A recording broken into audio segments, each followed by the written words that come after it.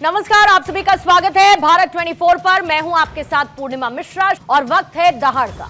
India's got latent, जहां पर गालीबाजों की जमात बैठती है, क्योंकि कुछ लोग गाली को ही कंटेंट समझते हैं और इस पर ताली बजाने वालों की भी एक जमात है, वरना ना तो ऐसे लोग स्वीकार किए जाते ना ही देखे जाते। लेकिन उजाले में चमकने वाली जमात के पीछे काले कंटेंट की पर्देदारी है, जहां पर वो अपने ही मां बाप बहन के खिलाफ ऐसी बातें करते हैं जिसे एक सभ्य समाज स्वीकार नहीं कर सकता। ऐसे लोगों को कुछ लोग बाकायदा सुनते हैं, ताली बजाते हैं। ये लोग चेहरे पर बेशर्मी की चादर ओढ़कर खुद को ऐसा दिखाते हैं जैसे इनके लिए यही सभ्यता, संस्कृति, संस्कार और विचार है। शायद ये भूल जाते हैं कि अगर अपने माँ बाप, बहन, बेटी के सामने ऐसे गालीबाजों की जमात होगी तो क्या इनके लिए शर्म की बात नहीं होगी, या फिर इनके लिए भी संस्कृति का मतलब गाली देना है। रणवीर, समय रैना, अपूर्वा मखीजा जैसे संस्कार विहीन जमात को देखने वालों को भी सोचना और समझना होगा, वरना तो 140 करोड़ की पॉपुलेशन वाले इस देश में ना तो देखने वालों की कमी है, ना ही दिखाने वालों की। अगर आज इस पर लगाम नहीं लगी तो कॉमेडी के नाम पर आज गालीबाजों को सुना और देखा जा रहा है, कल को बोलने और देखने की आजादी के नाम पर कुछ भी खुलेआम बेचा जाएगा। शायद यही वजह है कि ऐसे कलंक किरदारों पर लगाम कसने की तैयारी है। महाराष्ट्र साइबर सेल ने मुख्य आरोपियों समेत 30 लोगों पर एफआईआर दर्ज की, पूछताछ के लिए बुलाया। तो क्या अब कॉमेडी के कलंक किरदारों की जुबान पर ताला लग जाएगा? करेंगे आज इसी पर चर्चा, लेकिन उससे पहले आई प्रतिक्रिया। सोशल मीडिया पे अभी एक फैशन हुई है, समाज के खिलाफ बोलेंगे, हिंदू देव देवताओं के खिलाफ बोलेंगे, माँ बाप के संबंध के बारे में बोलेंगे, तो उनको पब्लिसिटी, सस्ती पब्लिसिटी मिलती है। इसीलिए अनाप शनाप बातें करते हैं। उस औहदे का मजाक उड़ाया इन्होंने जिसने उसको पैदा किया, उसको बड़ा किया। मानसिक तौर पर मुझे लगता है कि रणवीर अलाहाबादिया को अपना इलाज कराना चाहिए और किसी साइकियाट्रिस्ट से अपनी ट्रीटमेंट करानी चाहिए, बिकॉज एक नॉर्मल आदमी जो है वो अपने माता पिता या माँ बाप की इस तरह से मजाक नहीं उड़ा सकता। पहली बात तो ये लोग कैसे भूल जाते हैं कि कानून है भारत का, और सख्त कानून है। भारत की एक मर्यादा है, भारत की एक संस्कृति है, भारत का एक परिवेश है, यहाँ का एक रहन सहन है, हमारे माता पिता, हमारी बोलचाल, हम लोग का एक इतिहास कई हजार साल पुराना। उसको आके आप चंद कुछ करोड़ों रुपए कमाने के लिए या शॉर्ट फेम लेने के लिए, अचानक आप पॉपुलर होने के लिए, वी आर सो कूल, वो जो कूल नो मैन, ये डू यू, तो ऐसा नहीं करना चाहिए। Very sad, very hurt. तो आइए आगे बढ़ने से पहले सवालों का जिक्र कर लेते हैं। पहला सवाल जिस पर रहेगी आज चर्चा, कंटेंट के नाम पर नैतिकता रखती ताक पर। कॉमेडी के कलंक किरदार कब होंगे गिरफ्तार? व्यूअर, फॉलोअर, डॉलर, अश्लील गैंग का यही कैरेक्टर। अश्लील कंटेंट का बाजार, चलेगी कानूनी तलवार। लोग देखेंगे तो कॉमेडी के नाम पर गाली बेचेंगे। आपको सवालों का मैंने जिक्र कर दिया है और चर्चा की शुरुआत करते हैं। हमारे साथ इस वक्त मौजूद हैं साध्वी इशिका तनेजा, धर्मगुरु हैं, हमारे साथ चर्चा में जुड़ चुकी हैं। हर्ष दहिया वकील हैं सुप्रीम कोर्ट के, साथ ही राम कुमार पाल जी हैं राजनीतिक विश्लेषक के तौर पर, इस वक्त वो भी मौजूद है। बाकी मेहमान भी हमारे साथ अब से थोड़ी देर बाद जुड़ेंगे।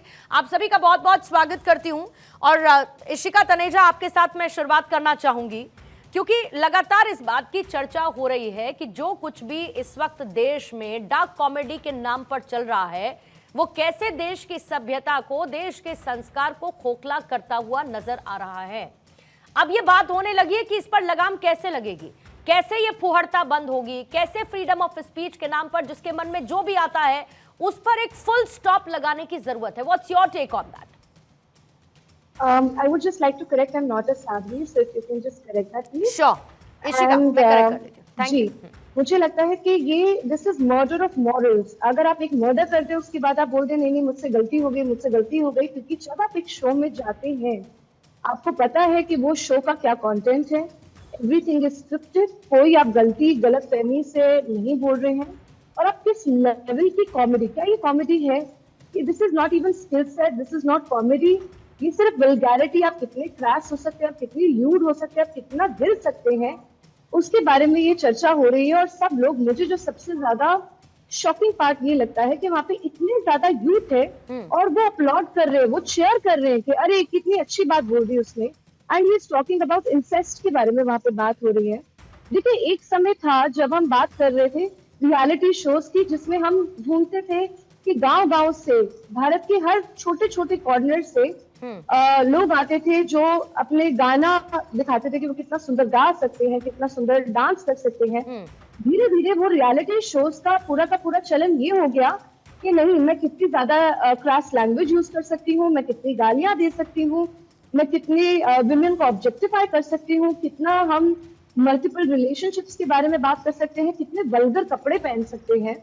और ये 10 से 15 सालों तक, चाहे वो रोडीज हो गया, स्प्लिट्सविला हो गया, चाहे वो बिग बॉस हो गया, चाहे वो इवन कपिल शर्मा शो, ये कॉमेडी नहीं है, ये पूरी अभद्रता के बारे में एक प्रदर्शन है। इशिका, लेकिन मैं थोड़ा सा पीछे चली जाती हूँ। एक समय था जब OTT प्लेटफॉर्म्स नहीं हुआ करते थे या सोशल मीडिया का उस तरीके का चलन नहीं था, जो कंटेंट था वो लोगों को इतनी आसानी से अवेलेबल नहीं था।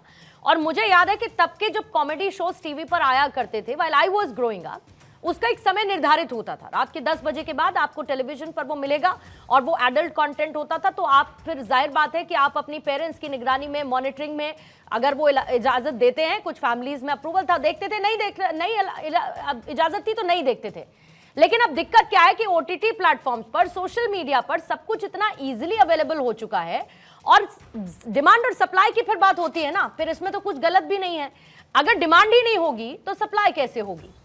एक वर्ग वो है जिसको अनफिल्टर्ड बोल्ड कंटेंट पसंद आता है, तो वो परोसा जाता है, बदले में व्यूज मिलते हैं, फॉलोवर्स मिलते हैं, डॉलर तो मिलते ही है, फिर क्या दिक्कत है? देखिए, ऐसे तो हम इंसानों में और जानवरों में कोई फर्क ही नहीं रह जाएगा। We live in a society और सोसाइटी के कुछ नॉर्म्स होते हैं, किस तरह से रहा वहाँ पे जा सकता है, क्या चीज अलाउड है, क्या चीज नहीं अलाउड है, क्या चीज हम पसंद नहीं करेंगे। एक सोसाइटी का एक परिचय होता है और हमारी सोसाइटी का हमेशा से बहुत ही सुंदर परिचय रहा है। लेकिन धीरे धीरे जैसा हम देखते जा रहे हैं कि मैंने बोला कि जब मैंने ये कंटेंट के बारे में डिस्कशन करा तो मुझे किसी ने बोला कि अरे गाली देना तो नॉर्मल था, अभी यहाँ तक गाली देना भी नॉर्मल कभी लाइफ में नहीं था। हमने उसको नॉर्मलाइज कर दिया है क्योंकि 10 से 15 साल से हम ये देख रहे हैं, छोटे छोटे बच्चे भी आके गाली देते हैं। हमारे यहाँ पे कॉमेडी शोज में जो नानी है, दादी है, वो ड्रंक दिखाई जाती है, भाभी की नजरें खराब होती हैं, उसको हमेशा एक सेक्सुअल फेवर चाहिए होता है। ये हम दिखा रहे हैं और ये सबकॉन्शियस में डाल रहे हैं और उनको ब्रेन वॉश किया जा रहा है। लेकिन अगर मैं आज की बात करूं, अब उसका लेवल इतना ज्यादा नीचे गिर चुका है कि मैं बोलूं कि आप 2 करोड़ लीजिए to suck my whatever, या मुझे अपने पेरेंट्स को सेक्स देखने में, मतलब what is this is not content and we need to collectively start opposing it। आपको उसके रूल्स बनाने पड़ेंगे कि क्या वल्गर है, क्या ऑब्सीन है, क्या दिखना चाहिए। In fact also about objectification of women, उसके ऊपर भी स्ट्रिक्ट लॉज होने चाहिए, चाहे वो OTT हो, चाहे वो रियलिटी शोज हो, चाहे वो टेलीविजन हो, चाहे वो सिनेमा हो। It's everywhere. सोशल मीडिया पर हर्ष ये सारा का सारा कंटेंट अवेलेबल है। बहुत सारे ऐसे लोग हैं जो कि कॉमेडी करते हैं, स्टैंड अप कॉमेडियंस होते हैं, इंडियाज गॉट लेटेंट जैसे शो हैं, या इसके अलावा ऐसे बहुत सारे शोज हैं। और हम देखते हैं कि ऐसा लगता है बहुत सारी चीजें, कि एक तो आपको अपनी सोशल मीडिया रीच को बढ़ाने की भूख है, आपको पैसे की भूख है, आपको ये लगता है कि एक वर्ग ऐसा है जिसको अनफिल्टर्ड बोल्ड कंटेंट चाहिए, फिर चाहे हमें उसमें गाली गलौज का इस्तेमाल करना पड़े या फिर हमें कुछ ऐसे अपशब्दों का इस्तेमाल करना पड़े जो कि अश्लीलता के दायरे में आते हैं, जो कि फिल्टर्ड एक्चुअली में होने चाहिए। लेकिन इसका एक बहुत बड़ा रीजन तो सेंसरशिप में ढील है ना। अगर सेंसरशिप टाइट होगी, कोई सर्टिफिकेट नहीं, ABCD पता नहीं कहां तक गुजर जा रहा है भाई सोशल मीडिया पर ये कंटेंट। पूर्णिमा जी, देखिए इसमें 2 पहलू हैं। एक तो जो इन लोगों ने ये सारा कंटेंट बनाया या जो ये पूरे शो का फॉर्मेट है, ये अपने आप में बड़ा ही क्रास और डाउनग्रेडेड सा इनका फॉर्मेट है, जिसमें ये अश्लील और अभद्र टिप्पणी करके कॉमेडी करते हैं। तो आपकी बात भी ठीक है कि इसकी भी एक व्यूअरशिप है, लोग इसको भी देखना पसंद करते हैं, तो हम उसको पूरी तरीके से ये नहीं कह सकते कि ये गलत है। ये कहीं ना कहीं जब हम सेंसरशिप की बात करते हैं तो एक स्लिपरी स्लोप हो जाती है कि किस लेवल तक आप उसको सेंसर करेंगे, क्या क्या चीज सेंसरशिप के दायरे में आनी चाहिए। जैसे कि हमने देखा सोशल मीडिया पे आजकल फिल्थ भरा हुआ है, बहुत ज्यादा। आप इंस्टाग्राम खोलिए, एक ट्रेंड चला हुआ है गेट रेडी विद मी, जिसको GRWM कहते हैं। आप उसमें देखिए, उसमें ऐसी अश्लील वीडियोस बनाई जाती हैं जो हम क्या कहते हैं, कभी सोच भी नहीं सकते थे। आज से 10 साल पहले उनको बहुत ही अश्लील कैटेगरी में कंसिडर किया जाता था, और आज के समय में इंस्टाग्राम जैसे प्लेटफॉर्म्स पे उनको बहुत ओपनली और बहुत यंग बच्चे उसको कंज्यूम करते हैं, बहुत यंग लोग ऐसी वीडियोस डाल रहे हैं। तो कहीं ना कहीं सेंसरशिप की जरूरत है, रेगुलेटरी की जरूरत है, रेगुलेशंस चाहिए, लेकिन किस हद तक आप उस रेगुलेशंस को इंप्लीमेंट कर पाएंगे और क्या क्या चीज आप सेंसर करेंगे, वो बड़ी एक स्लिपरी स्लोप हो जाती है। अभी रिसेंट में हमने देखा, एक साउथ इंडिया में एक मूवी आई जिसका नाम था बैड गर्ल, जिसमें एक ब्राह्मण लड़की को बहुत ही गलत तरीके से दिखाया गया। तो कहीं ना कहीं अगर आप इस पे आउटरीच कर रहे हैं तो आपका दायित्व बनता है कि आप उस पे भी आउटरीच करें, जिसमें एक हिंदू सेक्शन ऑफ सोसाइटी को इस तरीके से, गलत तरीके से दिखाया जा रहा है। तो ये जो सिलेक्टिव आउटरीच है कि सिर्फ इस शो पे हो रही है, उससे काम नहीं चलेगा। आपको वो कंटेंट भी देखने पड़ेंगे जिसमें ये सारे के सारे कॉमेडियंस हिंदू देवी देवताओं का मजाक उड़ाते हैं, और जब उन पे कार्रवाई होती है तो फ्री स्पीच एब्सोल्यूट्स जो होते हैं कि नहीं नहीं फ्री स्पीच को तो हमें हर हाल में प्रोटेक्ट करना है, वो आ जाते हैं। और जो एब्सोल्यूट फ्री स्पीच के हैं वो इन्हीं के पीछे आज पड़े हुए हैं। लेकिन यही जब हिंदू देवी देवताओं के बारे में बात होगी तो उनका ये तर्क हो जाता है कि फ्री स्पीच में सब चीजें अलाउड होनी चाहिए। राइट, ये सिलेक्टिव अप्रोच का भी बड़ा प्रॉब्लम है। और लेकिन मैंने क्योंकि सेंसरशिप का जिक्र किया, ये सेंसरशिप भी बहुत इंपॉर्टेंट है और मुझे लगता है इट्स हाई टाइम कि इस पर खुलकर बात करनी चाहिए। हम OTT सोशल मीडिया प्लेटफॉर्म पर कुछ भी बिकने देने की इजाजत तो नहीं दे सकते हैं। राम कुमार पाल साहब, अब क्या है इसमें आगे? एक अश्लील गैंग नजर आता है और ऐसा एक बहुत बड़ा वर्ग है। मैं बार बार इस बात का जिक्र करती हूं कि सर डिमांड है तो सप्लाई है, सप्लाई है तो डिमांड और जनरेट होगी, विजा विजी एक दूसरे के साथ कनेक्टेड है। लेकिन जिस तरीके से अब कानूनी कार्रवाई की बात हो रही है, FIR दर्ज की गई है, हम कैसे ये मेक श्योर करेंगे कि ढीली कार्रवाई नहीं हो? एक एग्जाम्पल सेट किया जाए ताकि ये समझ में आए कि सोशल मीडिया पर फुहड़ता इतनी आसानी से नहीं बेची जा सकती है। जी नमस्कार। नमस्कार सर। मैं कहना ये चाहूंगा कि ये जो सोशल मीडिया या डिमांड सप्लाई की बात है, ये बड़ा सुलभ सप्लाई है। जैसे पिक्चर बनती है उस पर सेंसरशिप है, नाटक जो प्लेटफॉर्म होता है तो वहां पे पुलिस परमिशन लगती है, अब थिएटर शो के लिए वहां पे एक प्लेटफॉर्म है, इस पे कोई ऐसी प्लेटफॉर्म नहीं है, कोई सेंसरशिप नहीं है। और ये बड़े आसान भी है, पिक्चर देखने के लिए आदमी टिकट खरीदेगा, अपनी गाड़ी में बैठ कर थिएटर पे जाएगा, यहाँ तो बस मोबाइल पे 2 सेकंड में देखने लेना है। ये इतना आसान हो गया है, इसके लिए डिलीवरी इसकी ज्यादा है, ये बंद होनी चाहिए। अब जैसे कि देखिए इसका प्लेटफॉर्म का उर्फी जावेद, सिद्धांत, राखी सावंत, ये लोग का क्या कल्चर है, ये लोग जजेस बने हुए, ये प्लेटफॉर्म में जजेस भी कैसे, तो कॉमेडियन भी उसी तरह के हैं। इनको बहुत बड़ा सबक सिखाना चाहिए। और देश का एक वर्ग जो ये पश्चिमी जो सभ्यता है। एक बात बताइए राम कुमार पाल जी, मुझे एक बात बताइए कि क्या करना चाहिए? कोचिंग सेंटर्स खोले जाएंगे, ये बताया जाएगा कि भाई डार्क ह्यूमर असल में होता क्या है, ये बताया जाएगा कि आपकी क्रिएटिविटी, आपके कंटेंट में एक गहराई होनी चाहिए ताकि आपका कंटेंट असल मायने में बिके, ना कि गाली गलौज करके या अश्लीलता की हदें पार करके या ऐसे शब्दों का इस्तेमाल करके आप व्यूज और लाइक्स पालें और बहुत शॉर्टकट के साथ आप पसंद किए जाने लगे लोगों के बीच में। उसी पसंद के बारे में कर रहा हूँ कि पसंद बड़ा शॉर्टकट तरह से मोबाइल में देखने को मिल रहा है, थिएटर में नहीं। इसीलिए इस पे सेंसरशिप अनिवार्य है, बहुत ही अनिवार्य है। और दूसरी बात, ये इतने मन बड़े हैं कि अभी माफी मांगने की बजाय ये लोग सोशल मीडिया पर रेप और मर्डर की सबक सिखा रहे हैं, लोगों को जवाब दे रहे हैं। आशीष जी, ये क्या है? इनके पेरेंट्स किस तरह से है, पेरेंट्स इनको कैसे अलाउ करते? आखिर किसी न किसी के बच्चे ही हैं। और दूसरी बात, देश में जो हमें हमारे सनातन लोग हैं 14 फरवरी को माता पिता दिवस मनाने के लिए प्रयास कर रहे हैं, पश्चिमी सभ्यता से निकालने का प्रयास कर रहे हैं, और ये उसी लिए जानबूझकर इसको इतने जल्दी करके कुछ इसमें ऐसा हो, ये पश्चिमी सभ्यता को दिखाए, हमारे जो माता पिता दिवस 14 फरवरी का है वो लोगों के नजर में ना आवे, ये भ्रम जाल फैले। इस तरह की बातें इन्होंने रखी है, जानबूझ के रखी है इस प्लेटफॉर्म ने। इसको सेंसरशिप, हमारे वकील साहब से कहेंगे PIL फाइल करके सेंसरशिप डालिए, क्योंकि ये नेताओं का भरोसा नहीं है साहब।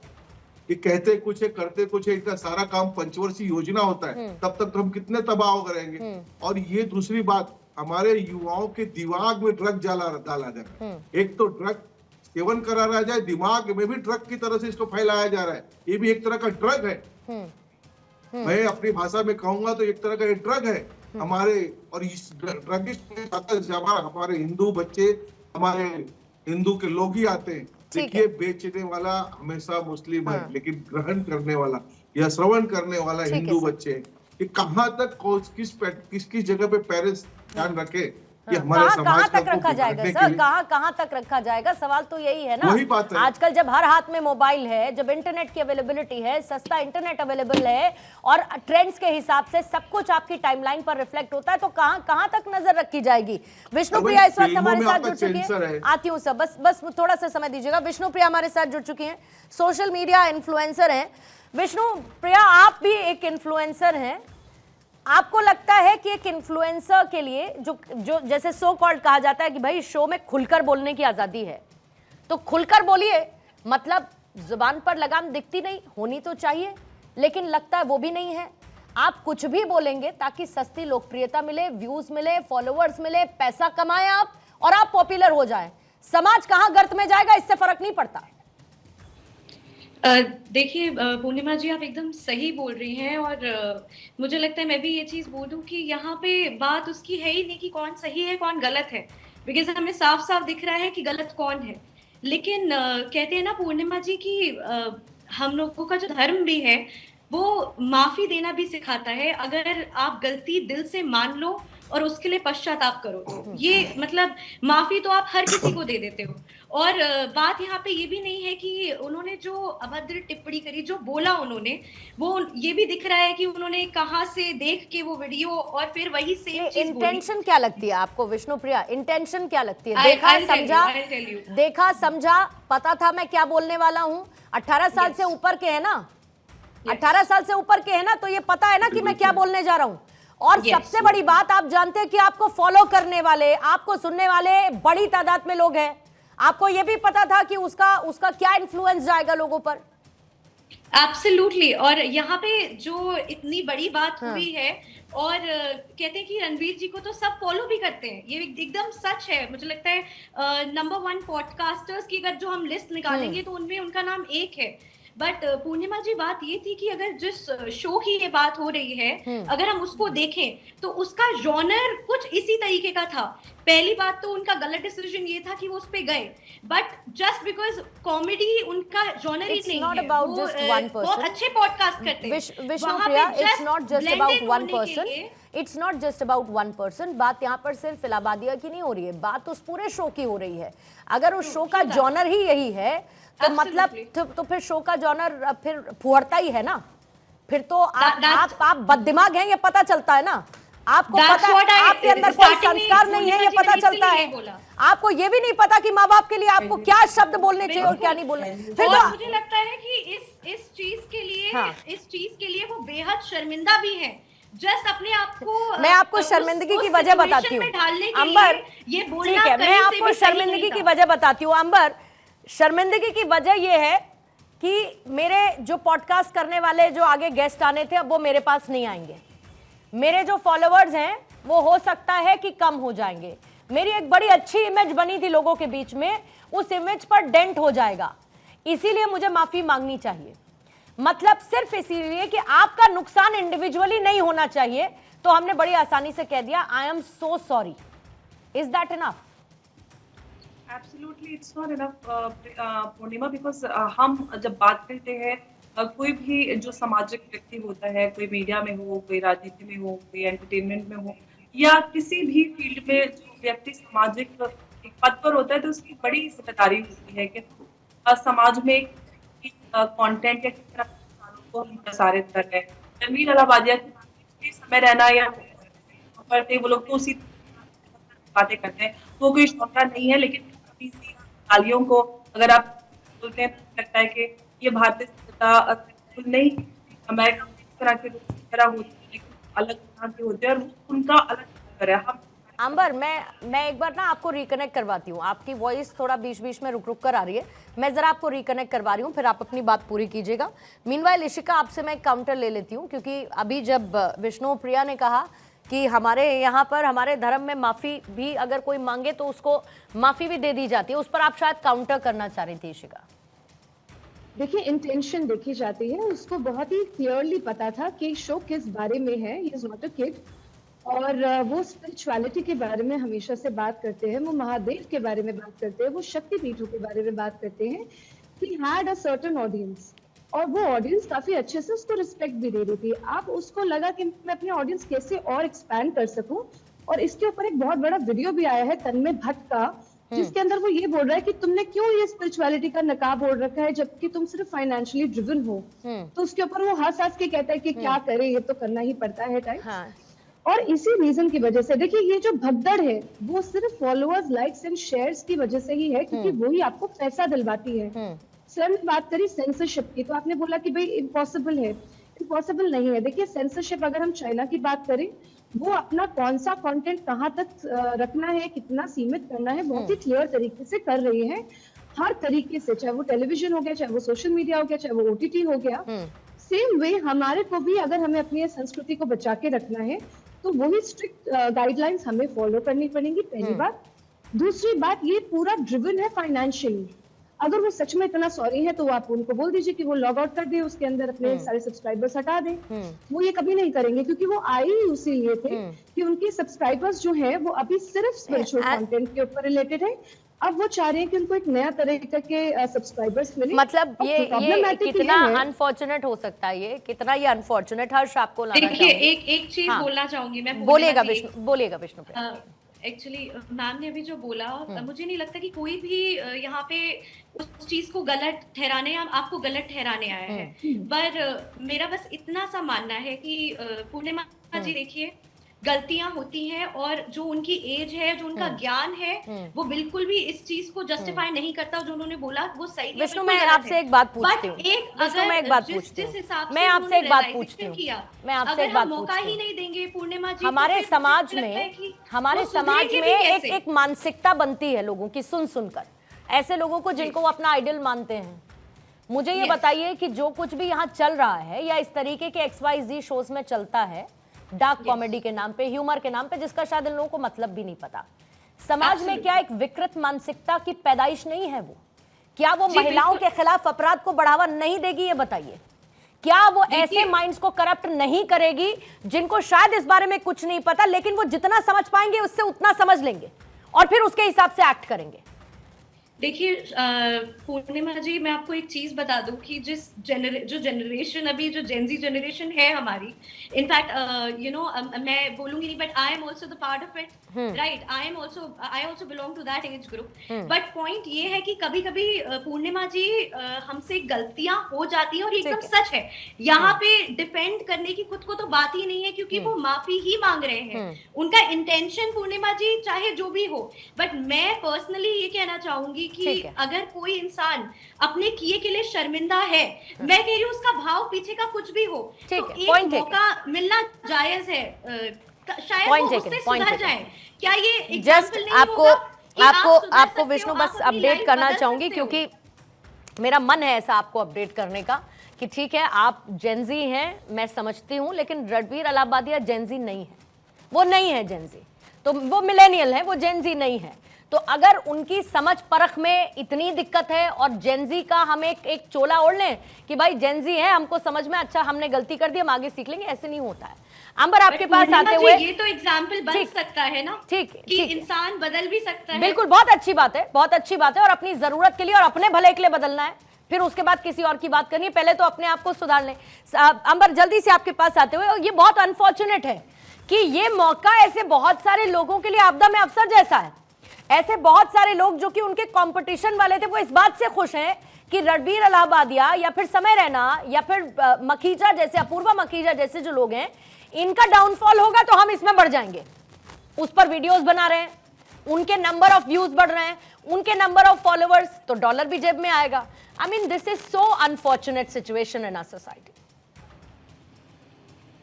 एब्सोल्युटली बिल्कुल, जब से परसों से सिचुएशन अराइज हुई है और लगातार चाहे हम सोशल मीडिया पे जितने भी यूट्यूब चैनल्स हैं, हर कोई इस पे रिएक्शन दे रहा है, वीडियोस बना रहे हैं और मीडिया में भी इसको काफी डिस्कस किया जा रहा है। लेकिन जब बात करते हैं, देखिए समय रैना का तो सब जानते हैं कि वो किस तरह का कंटेंट बनाते हैं।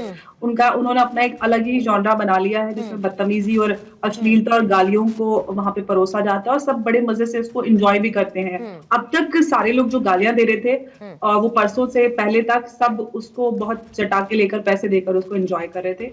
और बहुत अनफॉर्चुनेट है कि रणवीर अलाहाबादिया जो खुद को एक बड़ा सीरियस पॉडकास्टर अब तक प्रेजेंट करते आए हैं, उनके शो पर बड़े बड़े कैबिनेट मंत्री से लेके बड़े बड़े सेलिब्रिटीज वहां पर पहुंचे हैं, उसके बाद वो उस जगह पर जाकर कूदते हैं। अब तक रणवीर को हमने एज पॉडकास्टर देखा था, हमें नहीं पता था कि रणवीर अलाहाबादिया किस तरह के हैं। समय रैना के शो पर जब वो आए तब पता चला कि वो किस तरह के। तो ये कह देना कि वो ऐसे नहीं है, गलती हो जाती है, गलती सबसे होती है, गलती की माफी भी होती है, हर कोई डिजर्व करता है एक सेकंड चांस। लेकिन रणवीर अलाहाबादिया को जो देश ने इतना इज्जत प्यार सम्मान दिया था, एक मौका मिलते ही उन्होंने अपनी असलियत दिखा दी। और ऐसा एक इंसान हमारा आइडियल या समाज में एक इतनी इज्जत सम्मान तो बिल्कुल नहीं डिजर्व करता। वो रोए, उनको अपनी गलती पे पछतावा। अंबर जी, यहाँ पे बात तो सिर्फ माफी की हो रही है, यहाँ पे बात इसकी हो रही है कि विष्णुप्रिया जी, मैं काफी समय से अपने मुझे लगता है कि अगर उन्हें एक मौका दिया जाएगा तो ठीक है, किसी और को बात करेगा या फिर आपकी जिम्मेदारी बिल्कुल खत्म हो जाती है कि आप बिल्कुल किसी का इज्जत सम्मान नहीं करेंगे, आपको कुछ समझ में नहीं आता, आपको नहीं पता है कि देश की इज्जत, देश की संस्कृति, धर्म, हमारे माँ बाप की इज्जत सम्मान क्या होता है। गालियों से, हंसी मजाक में होती है, लेकिन कभी भी माँ बाप और बहन एक ऐसा दायरा होती है जिसको हमेशा इंटरेस्ट रखा जाता है। हंसी मजाक हमारे समाज में, ग्रुप में, कॉलेज में, शादियों में, ब्याहों में, सब इनका गीतों में भी नजर आती है ना। शादी ब्याह सस्ता मनोरंजन है ना, तो इसीलिए सस्ते मनोरंजन की तरफ बढ़ने वाली भीड़ भी बड़ी ज्यादा है, भीड़ भी बहुत ज्यादा है। ठीक है, फिर हर्ष आपसे मैं एक क्लोजिंग कमेंट लेते हुए चर्चा को समाप्त करूं।